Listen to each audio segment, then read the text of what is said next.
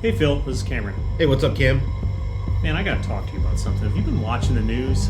Dude, what is going on?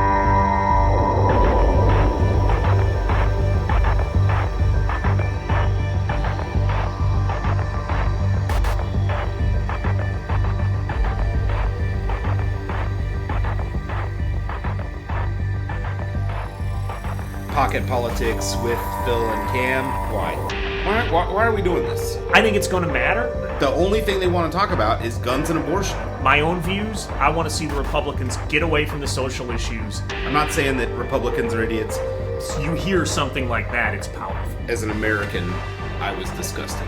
You could make the argument that you're probably more in the middle as well. I think that's just a story that somebody's telling you. Again, well, with the facts, this is true. Everybody knows What it. facts? So- What facts? Who does this hurt more, Republicans or Democrats? Boy, I've been thinking about that.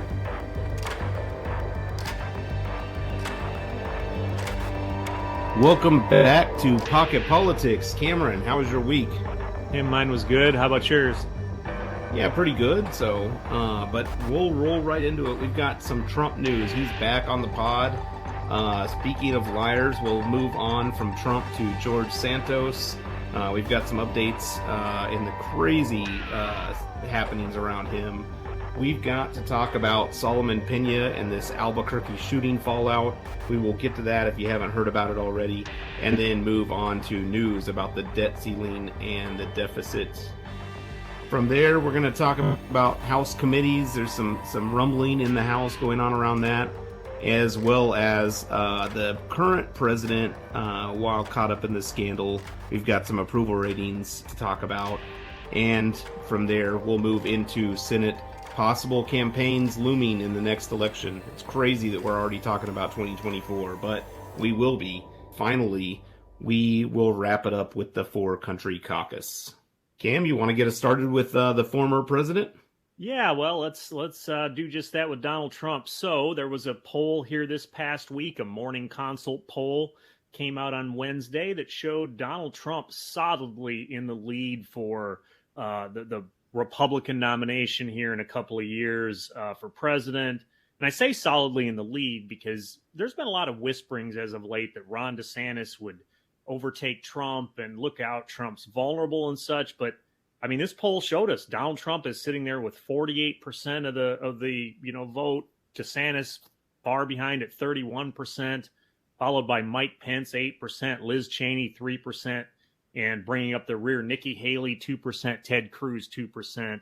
At the end of the day, Phil, is Donald Trump going to be the nominee in 2024?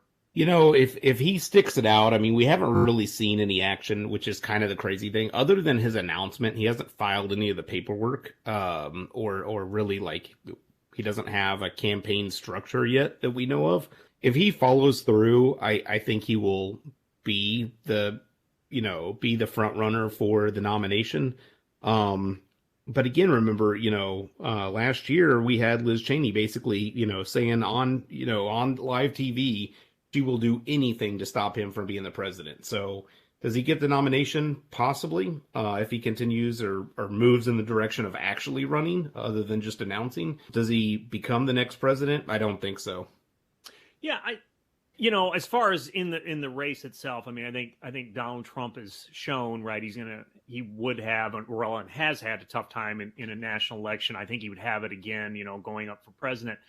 But I mean, I think he gets the nomination. I just do, right? I mean, yeah, there's been some noise with Ron DeSantis, and I know that, some big donor Republicans have been backing him and such, but in the past, they've backed other candidates, like in 2016, Jeb Bush, right? I mean, he had a lot of big donor GOP backers who, basically, once Donald Trump got a hold of Jeb Bush, he chewed him up and spit him out, along with all kinds of other candidates, and those donors left him. So I think something similar could very well happen here. I mean, people talk about Ron DeSantis and such, and he's done well in Florida. I'm not taking anything from the governor, as far as his, what he's running his campaigns and such, but Phil, he hasn't come out on the national stage. And I mean, do you think Ron DeSantis can take that Donald Trump punch that knocked out people like Jeb Bush and Marco Rubio? I don't think he can. And, I was listening to some stuff this week and they were talking about, Ron DeSantis basically not having the personality to get through on the national stage. They were talking about, talking to local journalists in Florida and just saying that he's kind of gruff. He doesn't do well in front of the camera, especially if it's off the cuff. And I think that's going to hurt him. When he gets into that ring with Trump, I just don't think he's going to make it out. I think the same thing's going to happen to him that happened to Jeb Bush.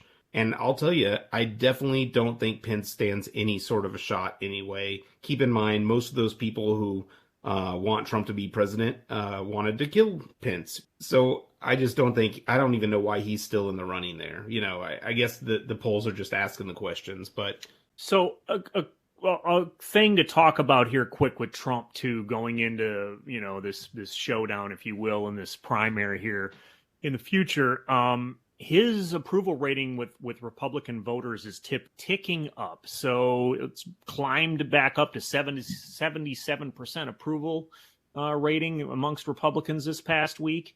That has come up some since this past fall. So there seems to be movement there. There looks to be movement, definitely climbing up over DeSantis and stuff. And Phil, I'm with you. I think guys like Mike Pence and such, I don't think stand much of a shot at all. I mean, he seems to want to run. I've also heard Mike Pompeo's name thrown out there and such, but I just don't see these people hanging on against Trump in that primary, because we've seen what he can do to people. So no, I think Donald Trump is starting to position himself pretty well for this future run. Now, I did hear an interview this past week with Megyn Kelly. She was on News Nation, and she has been saying for months now that Donald Trump will have the nomination in 2024. And she said, in her opinion, right, for, many of the reasons you and I just discussed is why she thinks he's going to get it. But she also said something that was kind of interesting, was that basically look out, if Donald Trump doesn't get the nomination, he may be prepared to just try and do what he can to keep anybody else from winning as a Republican, more or less burning the party down, possibly a third party run or whatever. So, yeah, I mean, again, it's early. I get it. But I just think Donald Trump has got to be the favorite right now going forward. I think he still holds a lot of sway in the party. But, Trump is picking his own fights right now, too, Phil. This past week, there's been news made, rather, about him picking fights with the evangelicals. Now, that's kind of interesting because they've been big supporters of his in the past. And, Phil, let me ask you, does Donald Trump have to worry about this evangelical vote, or is that going to come home to roost in the future? I think it comes home to roost. I mean, it's utter hypocrisy too, but I think it just does because of, the way he airs grievances and things like that.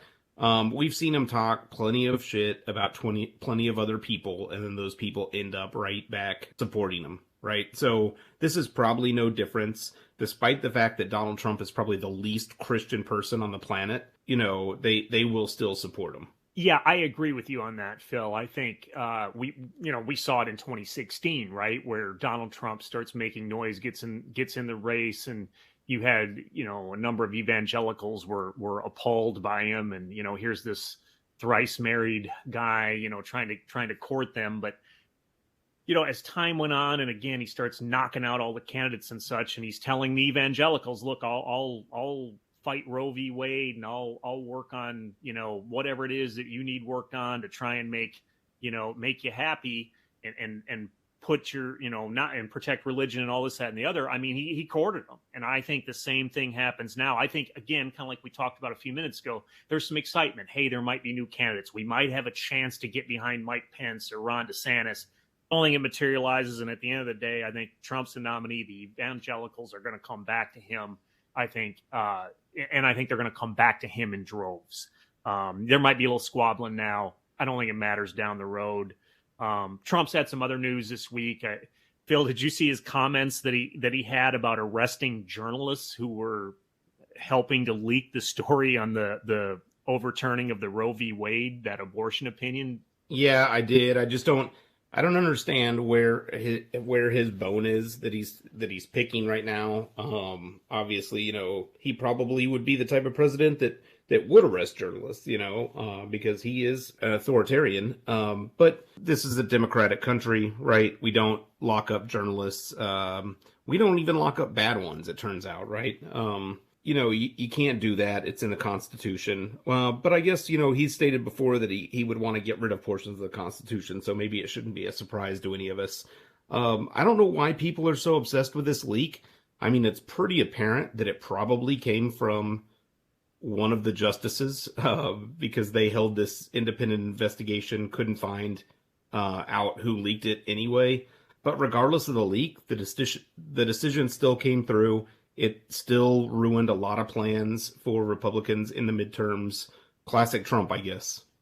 Well, and just for our listeners, so they're aware of this, what Donald Trump was referring to was journalists, and I think he even said the editor at Politico who kind of helped to bring the story about with the leak thing. So Donald Trump more or less said, throw the editors, throw the reporters, throw all these people from Politico in jail, and the longer they sit, the more apt they are to reveal who the leak was, or something to that effect. That's not a direct quote, but that's what Trump was talking about. Again, he's finding ways to get in the news, but he's also in the news, Phil, about some legal issues kind of coming back out again with some lawsuits. What can you tell us about that?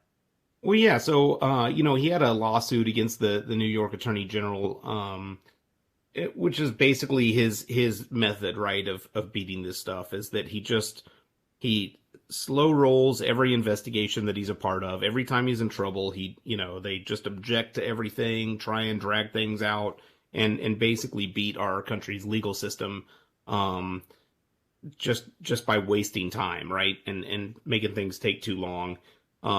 In this case, he filed a frivolous lawsuit, and a judge came back and sanctioned him and his lawyer, Alina Habba, with almost $1 million sanction from the court. So pretty remarkable there. The other kind of funny thing that happened in the court is he was deposed in the E. Jean Carroll lawsuit. It's a defamation lawsuit because of some of the stuff that he said about her after she accused him of rape some years ago. And in this one, I don't know if you caught this, Cam, but he was shown a picture of him and E. Jean Carroll along with her husband at the time. And they asked if he could identify who that was. He said, "Yeah, that's Marla," referring to his second wife. Yeah. Right. And this is a huge blunder because it was reported that Alina Habba, that same lawyer who was sanctioned, basically jumped out of her seat to go correct him and let him know who that was. But the reason this is significant is because his biggest defense in this is that he wouldn't have raped her or assaulted her because she wasn't his type. And now he is identifying this person as somebody that he married, which would indicate, in fact, his type. Yeah. Well, Donald Trump seems to be staying in the news. I will say that. Anything else on Mr. Trump here, Phil? No, it's time to move from one pathological liar to the next. What did you learn? What did we learn about George Santos this week? Well, I don't know what we've really learned or what's myth or what. I mean, we've heard so much that I'm kind of losing track on this man. And I don't know where the fabrication ends and the reality begins. I really don't know. I mean, again, we've heard all kinds of things about this guy, this week. I don't know. It's talking about him or his mother, and her. Turns out she wasn't in New York City for the attack on 9/11. She was down, in South America. We heard some stuff about him spending time down in, South America doing drag queen things, which he's been denying, but now it looks like there's pictures out of that. All kinds of stuff there. Also, we learned this week about Mr. Santos. I believe it was in 2016 or 2017. He had helped organize a GoFundMe page for basically a homeless veteran in New Jersey who had a dog who was dying of cancer. And so they were raising money to get cancer treatment for the dog. Well, apparently after the $3,000 was raised, George Santos took the money, closed the GoFundMe, and this veteran never heard from him again. I saw a post this week from New Jersey, New Jersey's own Representative Josh Gottheimer, who just simply posted, "Hey, taking money from a homeless vet who's trying to get treatment for his dog is about as low as it gets." That's not a direct quote, but it was something there of Phill. Again, there's just all kinds of craziness with this guy. Am I forgetting things, or is there more to the Santos saga?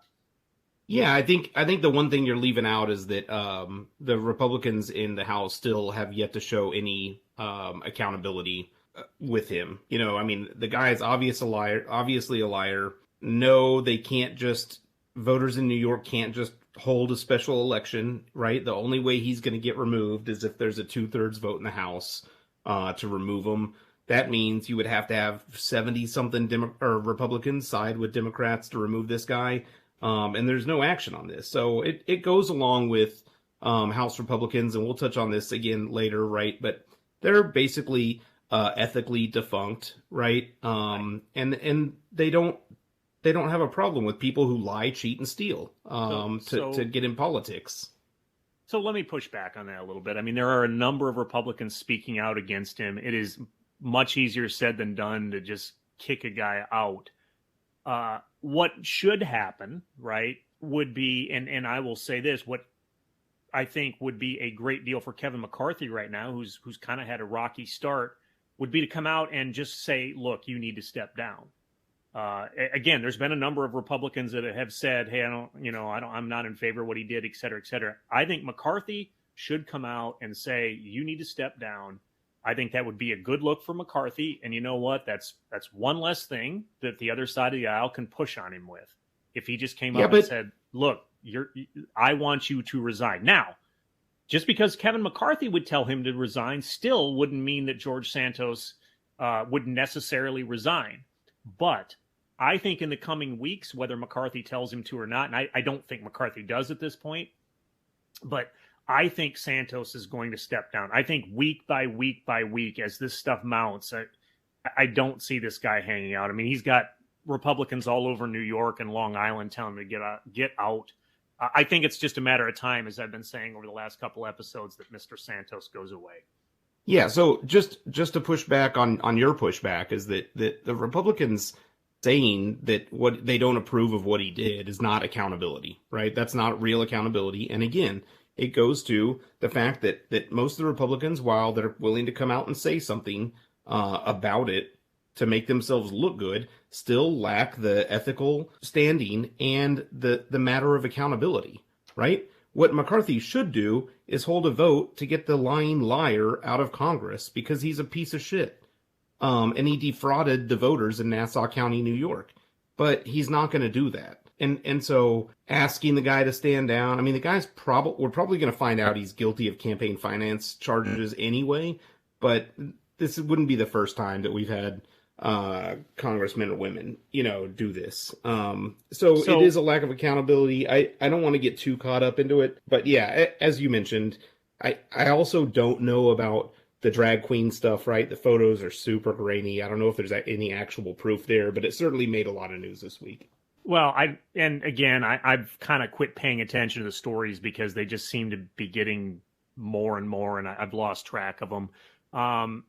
So I will also say this, though: there have been Republicans. I think James Comer was one of them who said, or it may not have been Comer. It was one of them, though, in the House just said, look, if this guy is guilty of, campaign finance reform, he's going to be gone. So, again, we can agree to disagree on, the Republican stance on this. But wait, I like your Freudian slip. You said if he's guilty of campaign finance reform. Yeah, it's a Freudian slip because we know that the Republicans aren't going to reform campaign finance laws either. But that is what it is. Or campaign finance, whatever. I'm sorry. Going back to it, campaign finance laws. Thank you.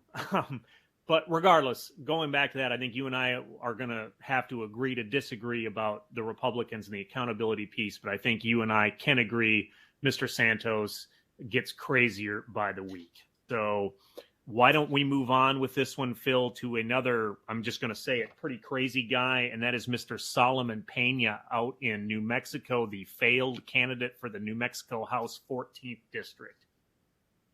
Yeah, so it turns out, a couple weeks ago there were shootings at what I believe were up to six confirmed different locations and houses of Democratic lawmakers at the state level in New Mexico. It turns out this guy Solomon Pena, who failed in his campaign to be a member of that house, had basically hired hitmen and other people.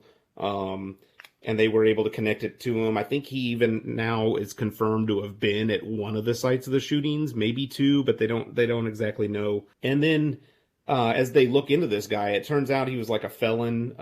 He was convicted in the past of smash and grab style crimes. Which I'm not sure if they reported what the actual crimes are, but isn't a smash and grab like where you go in and just break a bunch of jewelry cases with a crowbar and then steal all the stuff? So in this case, the way I read it was that him and some, I guess, associates basically drove vehicles into stores and busted them up, and then and then stole some electronics out of it. So I know electronics were what was taken. I may be wrong on the like smashing the front of a building with a vehicle. That sounds kind of wild, but regardless, it was smashing businesses, going in, grabbing electronics, and then getting out of there. I mean, you mentioned he was, in trouble for it. I mean, the guy got 7 years in jail for this. So, yeah, this guy's had a checkered past. I mean, not only is there that, but neighbors were complaining about him being, I mean, just a bad neighbor is what they said. Kind of a weird guy, off the cuff. It just sounds like this guy's had a really bizarre past, criminal, all this, that, and the other. But then what sets him over the edge now was apparently he's going around saying, I'm protesting the election. There's no way I could have lost, et cetera, et cetera. Now I want to be clear with this, right? It at the end of the day, it's you're right, I guess, to say you'd like to look into an election, possible fraud, whatever. Okay. And you may have a leg to stand on for a recount or examining an election if your election is, I don't know, like 50 to 49%, something really, really close. This man lost his election last fall by a huge margin. His opponent won 73.6% of the vote. So it wasn't like this guy was in a close election at all. He just went off the deep end. I don't know if there's much more. I mean, he's certainly going to probably find himself back in jail after this. So I don't know how much more there is. I think kind of like the Santos thing, we'll start hearing more and more about it as time goes on. But I mean, we're just kind of giving you what we know now. At the end of the day, this guy's pretty insane. Phill, why don't we transition from that though into some debt ceiling discussion here with this looming standoff, if you will? Yeah, so we hit the debt limit on Thursday, and so basically the Secretary of the Treasury Janet Yellen came out and said if we don't raise this limit, she's going to have to take what quote extraordinary measures. Now, what those are, we don't exactly know. It could be, not paying certain debts that are owed, such as, some Social Security payments, possibly pension payments to retired government or military officials. There's all kinds of things of where they could cut or not pay stuff, but we don't know what those extraordinary measures are. There was even a mention of the failed plan back during the COVID era of the $1 trillion coin. I won't get too far into that because it's pretty complicated principally, but basically the Treasury mints a $1 trillion coin and deposits it in a bank, and that somehow allows us to undercut some of this debt. I don't quite understand all the facets of it, but again, we don't know what the extraordinary measures are. Now, apparently we have till about the second week of June before Congress is really, before we would actually default on any debts. But at the end of the day, Congress really needs to do something. Just historically, we've this will be the first debt raising during the Biden administration. It occurred 3 times in the 4 years that of the former president. The last time it was kind of questionable and was held up was during the Obama administration. So what do you think is going to happen with this? Well, at the end of the day, I think there's going to be some real posturing and standoffs. Before I answer that, I just wanted to kind of give our listeners a little background on what, kind of some of the pushback is here. Many in the Republican caucus want to negotiate spending cuts as part of this. The White House has said no negotiating. Various Republican representatives, Ralph Norman being one, has said, in Norman's case, he wants dollar for dollar spending cuts for any borrowing increase. Some other Republicans have said, they want to take a hard stand. Some Democrats, including the president, have said, no way, we want a clean debt ceiling. But Phil, to answer your question, what I think is ultimately going to happen, we're probably going to see moderates to the rescue here. I've been reading that the Problem Solvers Caucus, mainly Brian Fitzpatrick, has been saying, hey, I do not want to allow this to happen to our country. Fitzpatrick being a Republican, co-chair of the caucus and supposedly of the Problem Solvers Caucus, and supposedly he's talking and working with his Democratic colleague Josh Gottheimer on how they can sit down and work something through on this. I also heard another moderate from the Problem Solvers Caucus, being Don Bacon, saying he thinks this is a real threat, but at the end of the day, both sides need to sit down and talk. And Mr. Bacon said, we've got to keep in mind, just because we want something in the House doesn't mean we can dictate, how the Senate and president, are to go about things. So, yeah, I think it's probably going to be moderates coming through to try and get something done here. Phil, what do you think? Yeah, I mean, I think one, it needs to happen. So for those people that don't know, when it was held hostage under the Obama era, we did default on our debt to the extent that it lowered our country's credit rating, which is a really big deal. The background on this is that the biggest way the government borrows is for bonds. And so by selling U.S. government and U.S. Treasury bonds, they borrow from, people and organizations in order to get some of this money and in order to accrue this debt. U.S. bonds are widely seen as the most stable, kind of the bedrock of any sort of investment. And for us to ruin that would then make it less likely that people borrow or that the U.S. government borrows via these debts, because people will lose faith in the bonds themselves. And this could be significantly catastrophic for our country. People were really concerned with inflation over the last couple of years. Some people are still very concerned with inflation.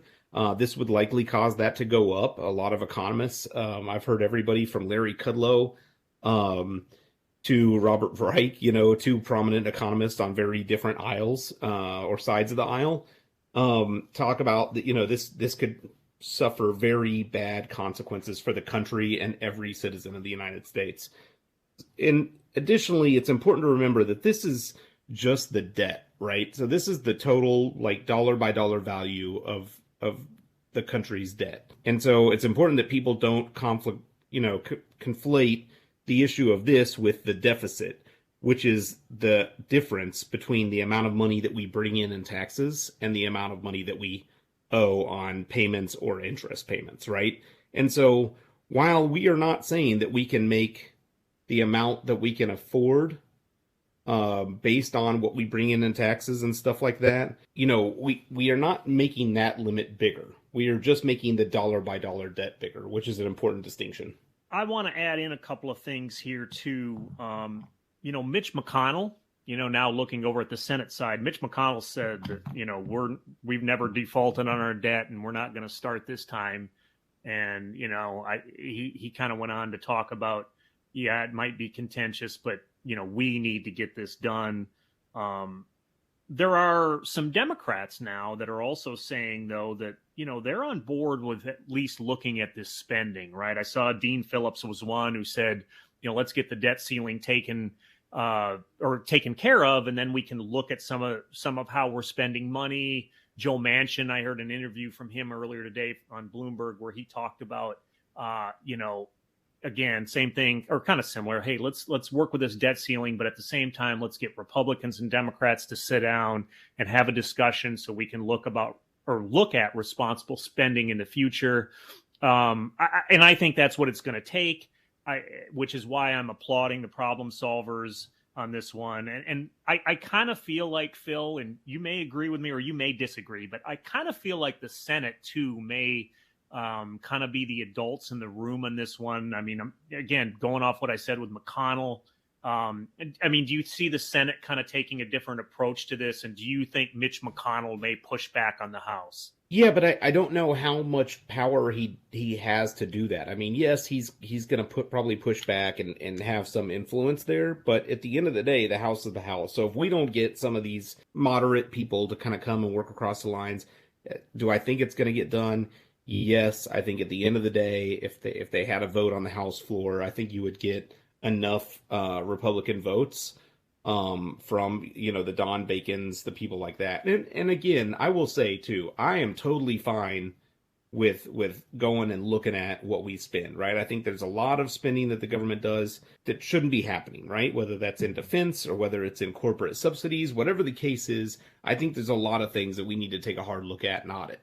But at the end of the day, raise the debt ceiling, right? Like, it's arbitrary. It shouldn't even really be there. There's some discussion about whether or not Congress has the power to default on its debts in the first place. So just get it raised, and then we'll try and look at spending. Well, and to be fair to your point, Phil, I mean, that's kind of what Joe Manchin said. I don't want to put words in the senator's mouth, but I mean, that was kind of the impression I got. And I've heard similar things from Dean Phillips. I've heard similar things from moderate Republicans, which is why I think this thing's going to get done ultimately. But again, I think it's going to get done on the backs of moderates that are willing to work across the aisle and have some legitimate discussions. I will also say that in the news here now, the president and Kevin McCarthy have agreed to sit down and have a conversation here in the near future about this. One other point, though, too, that I think is interesting is Donald Trump has weighed in as well. And he has said that, hey, go ahead and push for spending cuts, but Republicans, whatever you do, do not touch Social Security and Medicare. So we'll see what kind of influence Mr. Trump still holds over the party. I think that influence is pretty strong myself. Well, so just to point back on that, I'm not going to argue with you, but the disgraced ex-president is an idiot. And even he knows where his bread is buttered, right? Like, if the Republicans altered Social Security, I mean, you had that congressman, I can't remember what his name was, but he was basically on tape saying this week that, it would benefit somehow to raise the retirement age because maybe people just want to work a little bit longer. If the Republicans think that messing around with Social Security and Medicare is in any way going to benefit them, they are on the Roe v. Wade overturning program again, right? Like, that is not going to be popular, and it could very well sink their ship. So I think, like I said, even though the guy's an idiot, even Trump knows where to stand somewhat on this, right? Social Security and Medicare are hugely popular. Yeah, well, no, I'm with you on that, Phil. And I think enough Republicans are certainly along the side of Trump, and many of the Democrats, or probably all the Democrats, don't touch the Social Security and Medicare, et cetera. I think ultimately this gets done, but I think we're going to hear a lot about it in the coming weeks, certainly going up, leading up to June here as we go along. But sticking in the House here, Phil, I know you wanted to touch here a little bit on some of the committee chairs or committee positions, I guess, chairs and the positions themselves. What do you got on that? Well, yeah, so we kind of saw some news. This is one of those things that largely, this is like the most boring part of the government that somehow makes news these days because we're all watching, right? Wouldn't you agree? Yeah, we have nothing better to report on, so now they're reporting on committee chairs. Well, and not even chairs, just committee assignments in general. I'm sorry, right? I keep saying chairs. I'm sorry, committee assignments in general. I'm sorry. Again, this is the state of our country right now, where you and I and certainly a lot of other people, because it is making so much news, are watching who gets appointed to different committees in the House. A little background. I believe there's like 17 or 19 or something. I don't even know. I'd have to go back and look it up. And I frankly don't want to because I don't care that much. But there's like 17 or 18 or 19 committees in the House. And they're basically responsible for tabling the bills and creating all the bills the House would pass. The way this works is it starts there and then moves on. Again, this happens every 2 years. And this is the first time I feel that anybody has paid any attention to this. There's a little bit of controversy, though, because some people who were previously removed from committees for actions that they had taken and things that they had done are now getting into committees. Basically, what we're seeing is that, a couple of our congressmen and women, I'll specifically mention Gosar and Green, these two people probably need oversight in their lives, yet they are getting appointed to the oversight committee itself. There's other somewhat controversial things. We were talking about George Santos earlier. He is on a science and technology committee and a small business committee that, of which he has a background in neither. So there's just some stuff in there. I think one of the most notable ones too is that Scott Perry, I don't know if you remember Scott Perry, but he had his phone seized by the FBI in relation to January 6 investigations. He is getting appointed to the Judiciary Committee. So now he will be able to assign subpoenas, even though he denied a subpoena from a House committee, which is kind of ironic.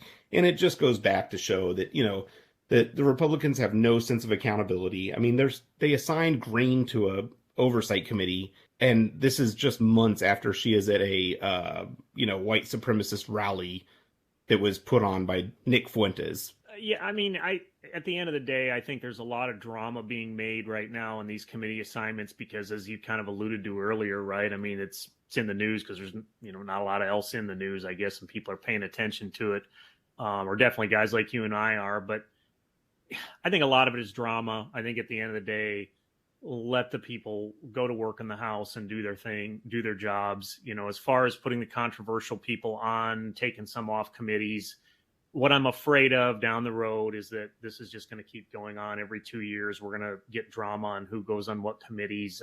I'm not going to push back on people like Marjorie Taylor Greene and Paul Gosar.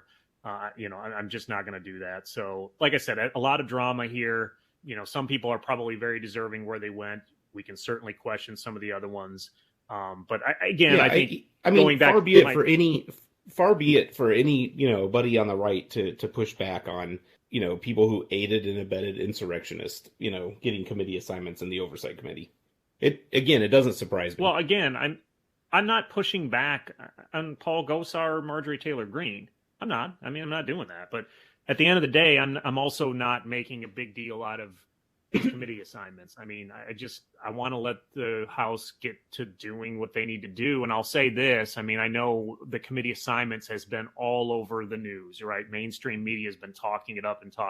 But, again, I say just let them go to work. And you know what? If you're not happy with the results, a couple things. The media can certainly report on that. But then ultimately, it's going to be up to the voters in 2 years to decide whether they're happy with what these people are doing or not. Again, we can debate all day about Republican accountability. You and I are going to agree to disagree on this. But my thing is, let them go to work. Let's see what they've got to do. And I think we'll look down the road. Cameron, I hear you. But you said this last week. You've said it this week. You said just let them lead. The problem is on January 6th, they still weren't ready to lead themselves. It took them 5 whole days or 4 whole days to figure out who their speaker was going to be. We're just now getting to committee assignments. Like I'm willing to let them do stuff. The problem is what are they doing? Well, again, they're just getting started. I mean, you're right. It was a rocky first week. I said that earlier. I mean, as far as what they're doing, they're getting committee assignments now. I think moving forward, now that they've got their committees set, let's see what they're going to do. All right. In other related news, McCarthy basically said that he is not going to assign a committee spot to Eric Swalwell, Adam Schiff, both from California, and then Ilhan Omar for various reasons. I think they're all a little bit dumb. And again, it kind of shows some blatant hypocrisy when his justification for not assigning Adam Schiff to a committee was lying in the past, and yet George Santos got a committee seat. Ilhan Omar, he cited anti-Semitic comments, which I will say, she has spoke actively about Israel and Palestine and the dynamic there that I'm sure you and I both don't want to stay clear of for lack of understanding and, various other reasons. But I will say again, at the same time, he's using that as justification for Ilhan Omar. He is seating the Jewish space laser touting Marjorie three names. Let's not get stuck up on this. I mean, we already spent too much time talking about something that nobody cares about that happens every 2 years. Anyway, yeah. I just want to say one more, Phil, I just wanted to say one more thing on that. Again, talking about the committee assignments, like you said, and who's seated and who's not, and who's removed and who's not, right? People may be happy, may not be happy, but here's what I don't want to see is every 2 years this turns into a, pushing match between the two parties on this revolving table of who we're going to strip of committees, because I think that just becomes counterproductive down the road. No, I agree with you 100%. And just to make the distinction, though, the Democrats in the prior Congress did not refuse to assign a committee to Marjorie Taylor Greene. She was actually assigned to committees. It got stripped for her poor behavior after the fact. But either way, again, we got to move on. We got to move on. I'm with you. I'm with you. Let's talk about the president. Okay. All right. So, President Biden continues to be in the news. His classified document stuff is ongoing. They're obviously cooperating, or they've been saying they're cooperating. Again, depends on what side of the aisle you're sitting on. I mean, the right is looking at this as an opportunity to push back on Biden. On the left side of the aisle, they're saying, hey, the president's doing what he needs to do with that. But again, it still looms out over the news. And, at the end of the day, right, Biden's approval rating came out this week sitting at 42%, which, to be fair to the president, I don't think that's all that far off from kind of where it's been. I mean, I know, Phil, I think you reported last week there was one poll that had him up at 48%. But, I mean, ultimately, that may have just been an outlier. I think he's kind of been hovering around that low 40s. But I looked a little deeper into those numbers, and a couple of things stood out at me. Number one, the president's got a 34% approval amongst independents. And I'll be honest with you, I think that's a number he probably needs to be concerned with, because while the numbers of independents in this country may shrink each year, it's still a number that these people want to and need to court, right? Because at the end of the day, the left is dug in on who they're going to vote for. The right is dug in on who they're going to vote for. And I say this number of independents is shrinking because it does seem like, those that are, truly neutral maybe gets less and less each year. But those truly neutral people oftentimes can be what sways a vote. So I think he's got to be concerned there with where that independent number is. On the flip side, I did look, though, and he's got a 12% approval rating amongst Republicans. Now, let's look at that number for a second, right? 12% sounds very low, but I will say I actually think that number is a little higher than I thought it would be, right? And so what I think that approval rating may be amongst Republicans kind of comes from that never Trump faction, the people that have, are Republicans, but have been upset about, the MAGA wing or whatever. So, the president seems to be holding on some there, at least with some Republicans. Again, a low number, but probably higher than we thought it was going to be. And so, yeah, I think some interesting numbers there. But, Phil, I think he's got to be concerned about those independents. I don't think that's a very high number, and I think, that's a number he would like to get back up. Yeah, so I will say, I mean, if you thought swing voters were important in 2016, it should be evident by 2018, 2020, and 2022 that those swing voters, kind of middle of the road Democrats and Republicans, but mostly independents, are getting more and more important each and every election cycle that goes by. At least that's what we've seen. I'm not going to say that's going to hold on to 2024 because I don't know, and political trends tend to be a little bit washy when it comes to how long and how large they are. But I do think it's important. Yeah, I think, yes, should he be worried? Definitely. But, there's always some light at the end of the Republican tunnel with that 12% approval rating. Does that carry him over the line in 2024? I don't know. I'll tell you, I I've got kind of a crazy, conspiracy theory about this classified documents thing, but I'm not going to talk about it here now for time and just because I don't want to project that. Yeah. But I, if somebody wants to hear it, they can send us an email or engage with us on Facebook or any of our social medias. I was going to ask you though, Phil. I mean, going forward with the president, these classified documents things, how much does this affect him, both approval rating and his electability in 2024? Well, it's huge, and I'll tell you why. Is because when you have kind of, we'll say, a scandal or a political flub or whatever what you want to call it, specifically in the White House, ideally you would think, wouldn't you want to get the entire message out there delivered by you and delivered in full, and then there's a beginning, a middle, and an end, and it's all done in one succinct, complete, measure. And then that way you create the narrative and you close the narrative at the moment you create it, right? And this is not how this went out. Mm-hmm. Now, were they able to do that because, now it's saying they said they didn't want to speak publicly about it because the Justice Department was investigating and they didn't want to interfere with that. I get it. The problem is that now the American public is getting a day by day trickle of information every couple of days. It's new information, and the White House is no longer able to control the narrative on this. Yeah, no, interesting. And I think looking ahead at the election, I think with Biden, I think certainly who he would run against is going to be a factor, going forward. Should the president decide he's even going to run? I mean, he hasn't officially said that he's going to seek re-election in 2024. So all those things are factors there. But one more interesting thing that just came out here this afternoon, from the White House, New York Times reports that President Biden's chief of staff, Ron Klain, is expected to step down in coming weeks. Again, we don't have information on the why, whether this is tied into the classified documents or what all it's tied into. But I mean, to be fair, most likely it is just tied into the guy getting burned out, because that chief of staff job is a very demanding job, whether it be for a president or, a governor, senator, whatever, right? There's a lot that goes into that, and a lot of behind the scenes stuff, a lot of hours work. So it may just be the fact that the guy is getting burned out, but nevertheless, looks like he's going to be stepping down now here soon, and the president's going to have to find a new chief of staff. Yeah, if I was going to try and guess why it has nothing to do with the classified documents thing. I will tell you, in recent political times, it's very common for chief of staffs to change, especially as they start nearing another election. That way they have somebody who's positioned and kind of fresh to run into a campaign.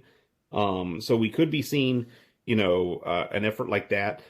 Also, ironically, it's like the anniversary, basically, by one day of Biden's inauguration. And so when you consider all the things, right, 2 years in this job is pretty significant. So I think it's largely symbolic. He did 2 years, he's going to move on. And I think that's more of the reason why he's going to step down.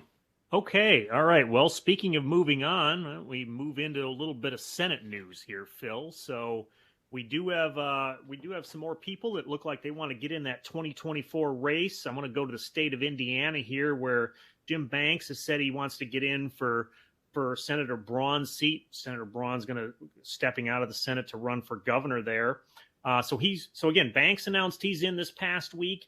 There's also some rumors, and some pretty strong rumors, that former Indiana Governor Mitch Daniels may be getting in that Senate race on the Republican side as well, and going in for what could potentially be a really interesting primary in the Republican side if those two go in there. And I say that because Banks is going to represent more of that MAGA side of the Republican Party, if you will, while Daniels, much more of the Reagan side. Daniels, as a younger man, worked under Reagan a little bit. I think he was an aide or something, but nevertheless, he's got, a lot of people say, very Reagan-esque about him. So I think that's going to be a really interesting showdown in Indiana. looking forward there. Now, whoever comes out of that primary will likely win the Senate seat in Indiana because it's a pretty red state. So I think the big news in that race is going to be the primaries, much more so than the actual race. But also, we had some news in Arizona. We've got Ruben Gallegos expected to get in that Arizona race as a Democrat. He's a pretty liberal, progressive Democrat.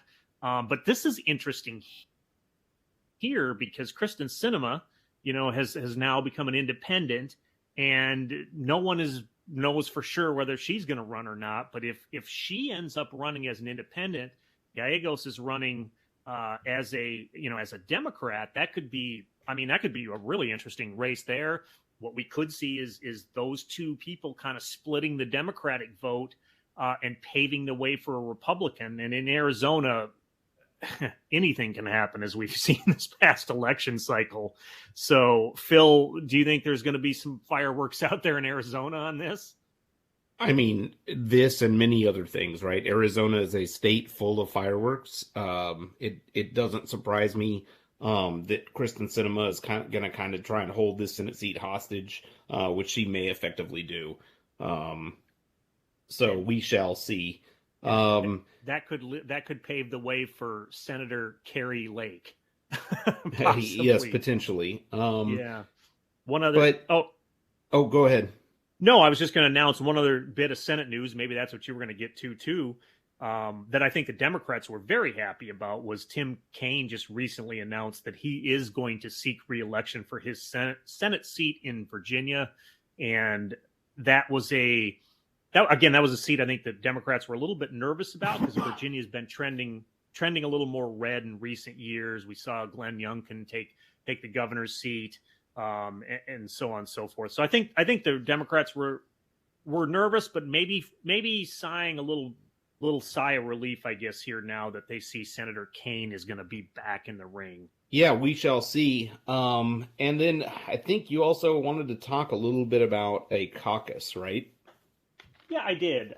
I wanted to touch a little bit on this 4-country caucus that's out there. And just for our listeners, so you kind of understand this, this is a group or a bipartisan caucus in the House that is comprised of military veterans. And I think it's kind of neat how they've come together and made this caucus. It's not that old of a caucus. It's only a few years old, but they've been working to kind of lobby for, military veterans.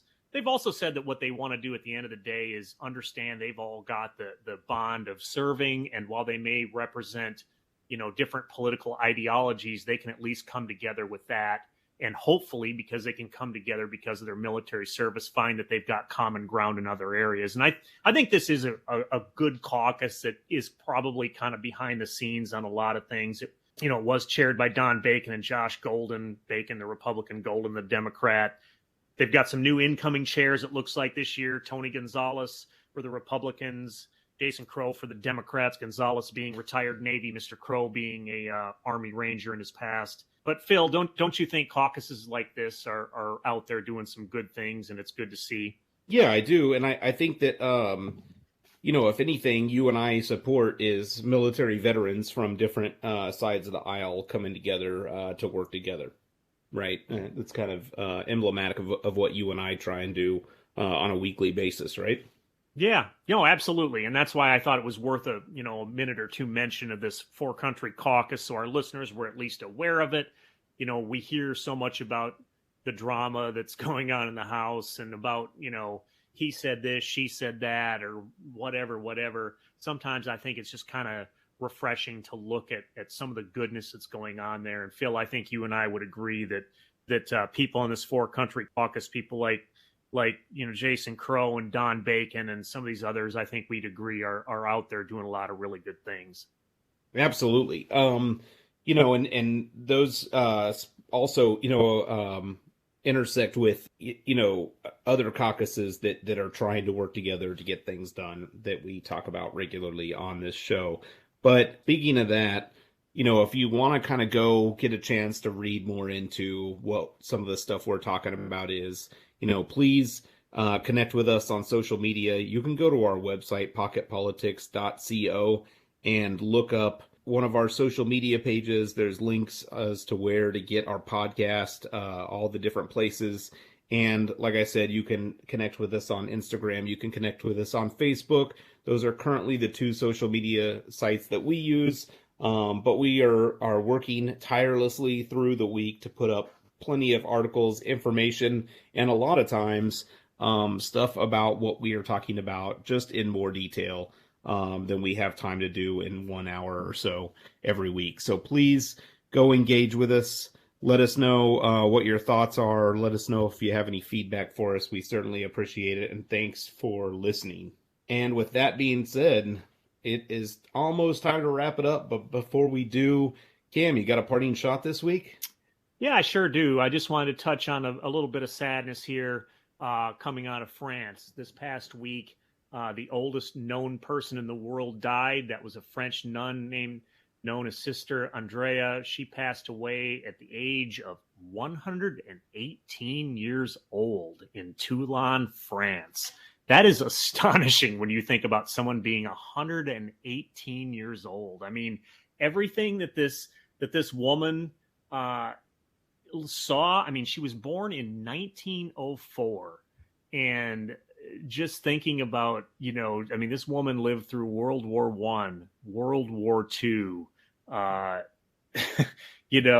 the world events. I mean, I forget how many French presidents she had lived through. I saw that number somewhere, but anyway, she has just seen so much happen in her lifetime.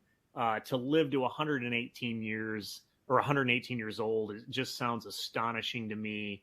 I read a little bit about her. She lived a great life, working, taking care of people. Her, like I said, she was a nun, and so she had, devoted a lot of time to working with the poor and patient, different kinds of patients and children and so on and so forth. So certainly rest in peace to her. And I think there's no doubt she lived a long and wonderful life.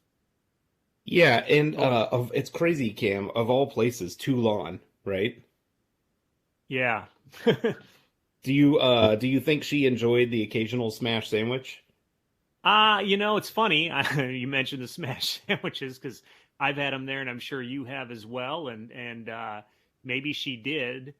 What she did say she enjoyed, though, was a daily bit of wine and chocolate. I guess those were kind of her things. So I guess the secret to her long life was staying busy, she had mentioned, and wine and chocolate. So yeah, and there you go.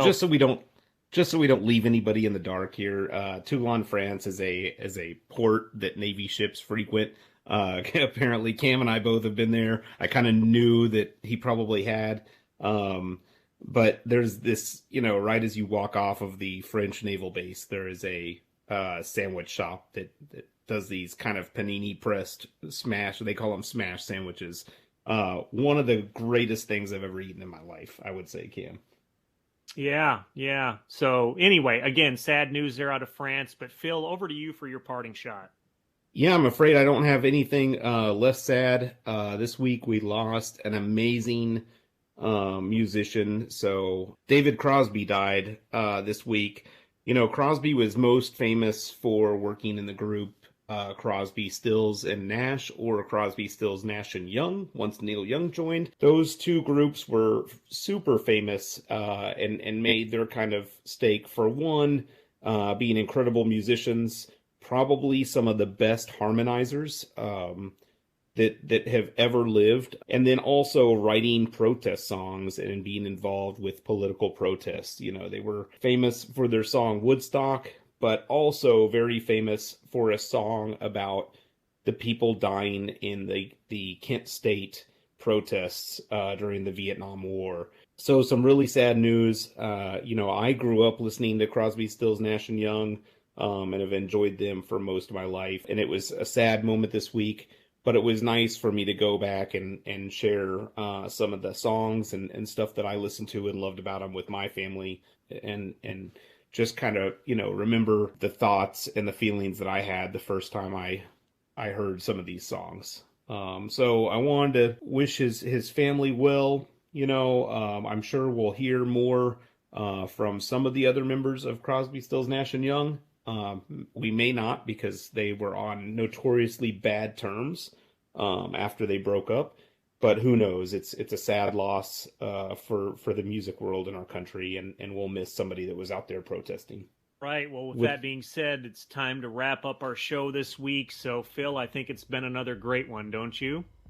Yeah, I do. And I'm looking forward to talking with you next week. Again, just an update for our listeners. I will be doing a little bit of travel, so we are going to record a little bit late, I think, next week, or at least a different time. So when you don't see us pop out with a new episode on Saturday, just understand that we're working around some travel for me. But that's really all I have. Anything else, Cam? No, that's all I've got. Again, thank you so much for listening, everyone, and until next time. All right, bye.